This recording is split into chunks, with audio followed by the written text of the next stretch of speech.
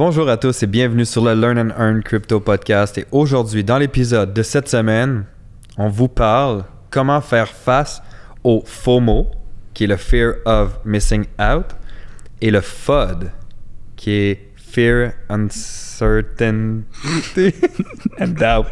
En fait, qui est la peur, l'incertitude et le doute, tout simplement. Exact. En gros, comment faire face au fait que tu es trop excité ou au fait que tu es trop en train de te faire dessus. Aujourd'hui, c'est moi, JP. On inverse les rôles.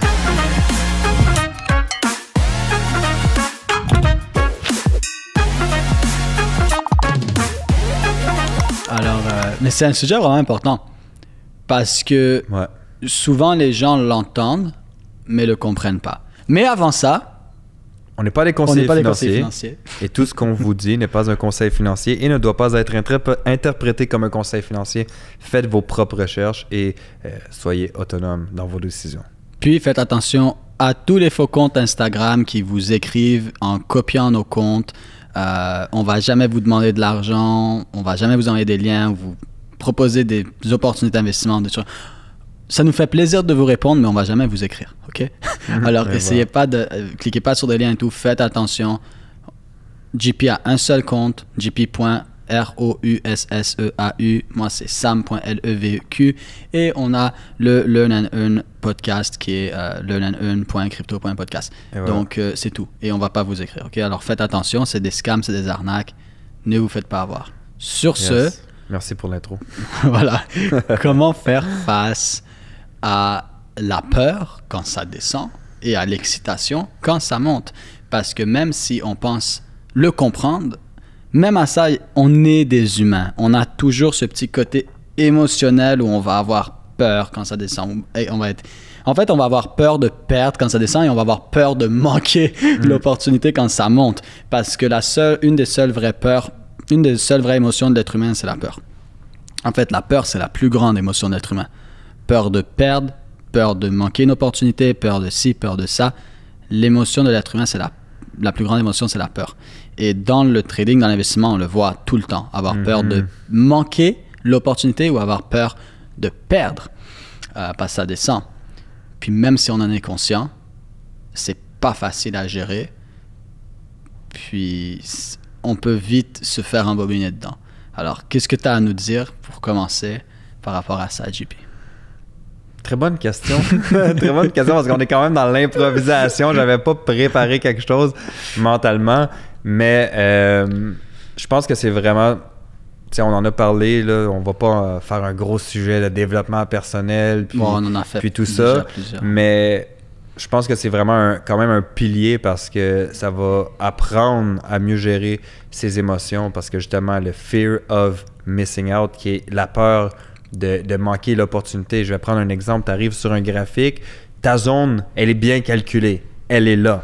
Et on n'est pas venu la toucher, puis que ça repart à la hausse. Là, tu te dis, oh putain, je viens de manquer l'opportunité, je rentre. Ben, tu fais probablement une erreur parce que c'est sûr que, oui, on peut monter, mais on va revenir chercher la zone.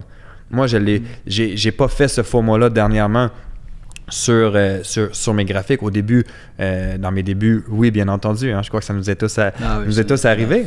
Mais moi, je vois la zone, puis je fais comme, on n'est pas venu la toucher. Et je vais attendre. Ouais. Patience. Si votre analyse, elle est bien faite, puis qu'on n'est pas venu dans votre zone, patience. On va venir la chercher, votre zone. Et si on descend plus bas que cette zone-là, on va aller chercher l'autre zone. Exactement. Donc, je crois que c'est plus une game de patience. Et pour moi, de faire de la méditation le matin m'a beaucoup aidé à justement canaliser cette énergie-là, puis à mieux gérer mes émotions. Moi, personnellement, ça m'a énormément aidé, puis ça m'aide toujours, en fait. Mais le fear of missing out, la peur de manquer l'opportunité, la réalité, c'est qu'on l'a déjà dit, il va y avoir d'autres opportunités. Dans les derniers jours, là, je sais même pas, je crois que j'ai manqué dans les 2 derniers jours, je dois avoir manqué 8 opportunités sur le marché. Pourquoi? Parce qu'il y avait une opportunité que je dormais. Il y avait une opportunité que j'ai vue hier soir. J'aurais pu tout simplement ouvrir mon ordinateur, m'installer et prendre l'opportunité. Je ne l'ai pas pris. Pourquoi? C'était pas mon temps. Là, je parle de leverage, mais c'était pas mon temps. Puis je voulais être sûr que c'était un bon point d'entrée. Je devais aller chercher des confirmations et je voulais pas passer du temps devant mon ordinateur. C'était le moment que j'aille me coucher. Je me suis respecté. Je l'ai pas pris. Je l'ai manqué. Mais ce matin, il y en avait d'autres opportunités. Il y en aura toujours d'autres. Et voilà. Ouais. Et un petit truc que vous pouvez faire psychologique, c'est, exemple, imprimer la psychologie du marché. Comme 100%. Ça, vous l'avez visuellement, vous voyez le cycle de psychologie du marché.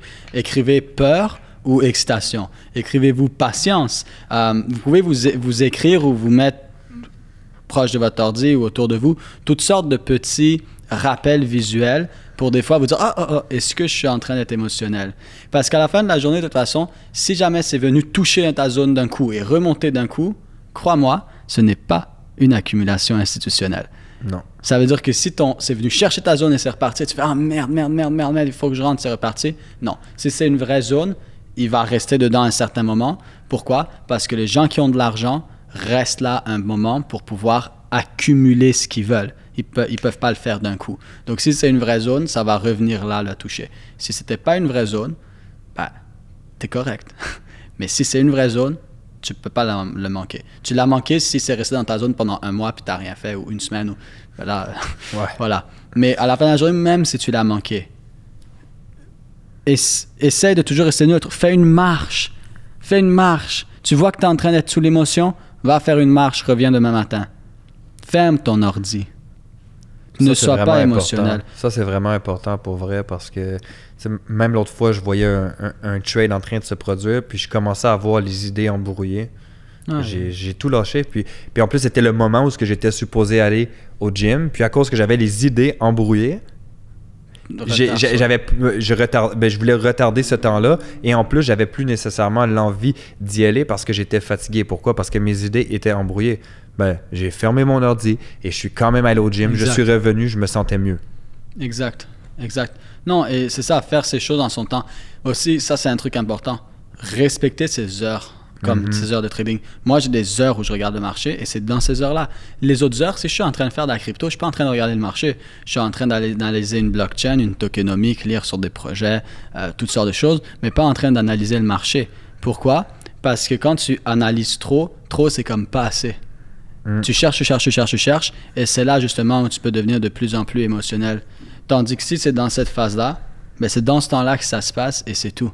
100%. De ne pas forcer la roue. De ne pas forcer la roue. Ça, Puis c'est beaucoup plus facile d'être émotionnel si tu commences à passer la journée juste à faire ça. Tandis que si tu te respectes, ça c'est mon temps pour le gym, ça c'est mon temps pour ça, t'es organisé et structuré et stable. Et tu vas regarder le graphique en étant organisé, structuré et stable. Donc moi, je dirais avoir le plan de trading pour toujours s'assurer qu'on le respecte bien. Comme ça, on l'a sous les yeux. Mettez-vous les cycles psychologiques du marché ou dessinez-vous des reminders, des images, des petits rappels, peur, excitation. Juste des petits rappels visuels. Comme ça, si jamais vous êtes dedans, vous le voyez, puis tu fais j'ai écrit peur ou est-ce que je suis en train de me faire avoir par cette psychologie-là? Donc ça peut être des petites techniques pour visuellement s'en sortir parce que vous vous êtes mis des rappels visuels. Puis d'avoir un journal de trading. Un journal, de la journée, le moment, où est-ce que tu as rentré, le prix que tu es rentré, combien que tu as acheté, avec une section commentaires. Parce que justement, si tu fais un faux mouvement, tu es capable d'écrire dans les commentaires et comprendre que le mouvement, en fait, la vente ou l'achat que tu viens de faire, disons, à perte ou dans un mauvais moment, a été causé par quoi? Est-ce que tu es sorti du marché parce que tu as eu peur ou tu comprends? C'est vraiment important parce que ça va amener aussi une meilleure compréhension sur comment est-ce que tes émotions réagissent sur le marché. Donc, si on revient sur le podcast où ce qu'on parlait justement des 5 étapes pour devenir pro, mais quand tu arrives dans l'étape après du backtesting qui est de justement pratiquer en compte démo, commence avec un journal de trading. Quand tu commences avec de l'argent, suis ton journal de trading. C'est super, super, super important pour mieux te comprendre toi-même et mieux évoluer en tant qu'individu, mais surtout en tant que trader et investisseur dans le marché. 100%. Puis aussi, jamais oublier le principe fondamental de base que le but du marché est de créer le maximum de pertes pour le maximum de personnes, que ça soit à la hausse ou à la baisse ou en 360. Le but du marché est de créer le maximum de pertes au maximum de personnes dans les deux directions. Et pour faire ça, ben, il faut augmenter le niveau d'émotion aux gens le plus élevé possible dans l'excitation ou dans la peur. Et toujours tourner et se rappeler de cette base, cette règle fondamentale que le marché veut te donner le maximum de pertes et pour ça, te donner le maximum d'émotions. Parce que quand on est vraiment conscient et tu t'en rappelles, ça te permet de ne pas te faire prendre dans cette roue-là. Surtout si, comme j'ai dit, tu te rajoutes des supports visuels ou des rappels visuels en plus de ce que tu as dit. Déjà là, ça devrait beaucoup vous aider à ne pas rentrer dans ce cercle vicieux-là. 100%. Puis qu'est-ce qui est aussi puis ça, je crois que les gens, ils doivent commencer à le comprendre parce que si vous ne commencez pas à le comprendre, ben c'est ça, il y a un petit problème. Mais les nouvelles, les médias jouent pour beaucoup afin... puis ça, c'est Bob Proctor qui le disait. Hein? Vous allez voir une nouvelle, ben, il ne disait pas ça en lien avec nécessairement la crypto, mais plus les 4 petits points que je vais énumérer. Mais vous voyez une nouvelle, qu'est-ce que ça vient causer? Ça vient causer une pensée. Votre pensée génère une émotion, vos émotions génèrent une action, une ou des actions, et ces actions-là vont générer un résultat, que ce soit positif ou que ce soit négatif, que ce soit un bon résultat ou un mauvais résultat. Donc, quand vous voyez une nouvelle, puis je vais prendre un exemple que j'explique assez régulièrement. Tesla décide de commencer à accepter les bitcoins très bientôt. Donc, on prépare mentalement la masse, tout simplement. Tesla accepte maintenant les bitcoins. Donc, ce qu'on fait, c'est qu'on monte le marché, et puis tranquillement, pas vite, ce qu'on peut voir sur un graphique, c'est au niveau des dates précises, on commençait à avoir de la divergence. Donc, ce qui veut dire, c'est que les gros joueurs commençaient à liquider les bitcoins à ceux qui achetaient les nouvelles. Ouais. Puis quand on arrive de l'autre côté, où ce qu'eux ont dit, finalement, Tesla ne prend plus les bitcoins, mais au final, eux avaient déjà liquidé ce qu'ils avaient à liquider, puis les gens ont vendu avec la peur, le FUD, tout simplement. Le prix a descendu, puis c'est là que le prix a descendu justement en été 2021.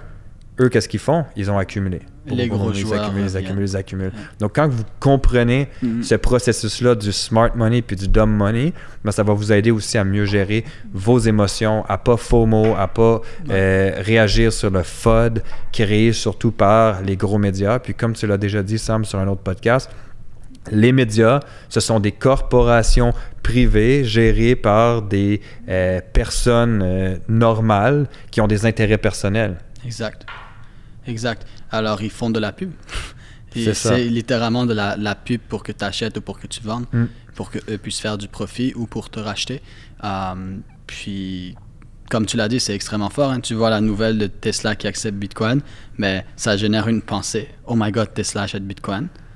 Une émotion. Oh, c'est bon, ils achètent Bitcoin. Moi aussi, je vais acheter du Bitcoin. Qui te fait faire une action, qui te donne un résultat. Mais souvent, cette action-là n'était pas basée sur quelque chose de fondamentalement correct. Et puis voilà. Et puis vice-versa. Pour la hausse, pour la baisse. Puis je pense le pire, même maintenant, encore pire que les médias classiques, c'est les réseaux sociaux. Ouais, les réseaux sociaux pour hyper ou pour créer de la peur sur quelque chose, c'est un autre niveau. Surtout dans la crypto. 100%. Puis Twitter sont très forts pour ça. Fort, je regarde des réseaux des fois, là, puis je regarde des gens, je me dis putain, mais les gens sont puis je follow pas beaucoup de gens sur Twitter. Tu comprends? C'est juste du following de des personnes que j'ai énormément supprimées. Mais après, c'est surtout de voir aussi des gens qui sont plus... Tu sais, quand tu comprends le sens des nouvelles puis tout, puis que tu follow, par exemple, MicroStrategy ou des gros joueurs, puis que tu vois ce qu'ils commencent à publier, tu peux commencer déjà à mieux comprendre l'envergure vers laquelle ça peut tourner par la suite. Tu te prépares doucement. C'est ça. Mais après, c'est ça, faut faire attention. Ouais, exact. Donc, mettez-vous des supports visuels et rappelez-vous de ne jamais rentrer sous de l'émotion, sinon juste fermez votre ordi et allez au gym. Comme peu importe, faites n'importe quoi, allez vous faire à bouffer. Hein. Et voilà. Buvez une tasse de lait. Faites ce que vous voulez. Donc, Et sur voilà. ce, on se voit au prochain podcast. Yes. Merci encore une fois, JP. C'est toujours un plaisir. Et n'oubliez pas de partager le podcast parce que si vous l'aimez et c'est utile pour vous, ben, ça peut être utile aussi pour d'autres personnes. Aujourd'hui, j'ai pris le rôle de JP. Et voilà. Alors, on se voit sur le prochain. Yes. Super. Ciao.